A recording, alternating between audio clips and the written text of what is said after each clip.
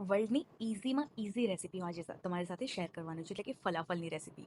આ રેસીપી એકદમ ઇઝી છે. તમે ફર્સ્ટ વખત બનાવશો તો પણ પરફેક્ટ અને એકદમ યમી ફલાફલ બનશે.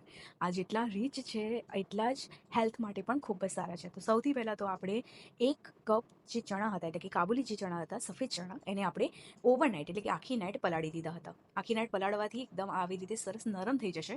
એના પછી 4 થી 5 કળી લસણની, 4 થી 5 લીલા મરચાં અને એની સાથે 1 થી 2 ડુંગળી આપણે એટલે કે પ્યાઝને આવી રીતે ચોપ કરીને, ફાઇન ચોપ પણ કરી શકો, નોર્મલી પણ ચોપ કરીને તમે આવી રીતે એડ કરી શકો છો. એના પછી આને મિક્સર જારમાં આપણે ગ્રાઇન્ડ કરી દઈશું, એટલે કે આની એક પેસ્ટ બનાવવાની છે.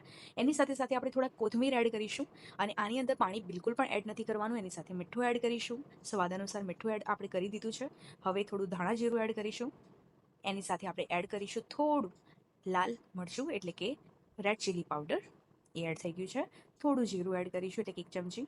થોડો આપણે ગરમ મસાલો યા તો પછી બ્લેક પેપર યુઝ કરીશું અને પછી ગ્રાઇન્ડ કરી દઈશું. બિલકુલ પણ પાણી એડ નથી કરવાનું. તો સરસ મજાની આપણી આ જે ફલાફલની મિક્સર છે ને એ રેડી થઈ ગયું છે. બિલકુલ આવી રીતે દળદરું જ આપણે આને પીસવાનું છે.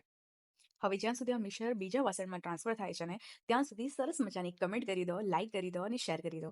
1 થી 2 ચમચી આપણે સફેદ તલને એડ કર્યા છે. એની સાથે આપણે એડ કરીશું હવે સોડા, એટલે કે જે ખાવાનું સોડા હોય છે એને એડ કરીને જેન્ટલી આપણે આને મિક્સ કરી દઈશું. વધારે નહીં, ખાલી 2 થી 3 મિનિટ આપણે આને જેન્ટલી મિક્સ કરવાનું છે, એકદમ નરમ હાથે. બિલકુલ પણ હાથ ઉપર જોર નથી હાલવાનું, કેમ કે આનું જે મિક્સર છે મિક્સર એકદમ હલકું રહેવું જોઈએ. હવે આવી રીતે રાઉન્ડ શેપમાં આપણે બોલ્સ બનાવી દઈશું. બધા આવી રીતે આપણે બોલ્સ બનાવીને રેડી કરી લઈશું. સાઈડમાં આપણે ઓઇલ ગરમ કરવા માટે મૂકી દીધું હતું. તો હવે જે બોલ્સ બનાવે છે એને આપણે ધીમી આંચ ઉપર આને ફ્રાય કરીશું. જ્યાં સુધી ગોલ્ડન બ્રાઉન ન થાય ત્યાં સુધી આને આપણે સરસ રીતે ફ્રાય થવા દેવાના છે. તો હવે જ્યાં સુધી ફ્રાય થાય છે આપણે સરસ યમી અને ટેસ્ટી ફલાફલ, ત્યાં સુધી એક સરસ મજાની કમેન્ટ કરવાનું ન ભૂલતા કે તમને આ રેસીપી કેવી લાગી. અને જો તમે મારા ચેનલ ઉપર નવા છો તો પ્લીઝ ચેનલને સબસ્ક્રાઇબ કરવાનું ન ભૂલતા. તો કેવા લાગે તમને આ ફલાફલ?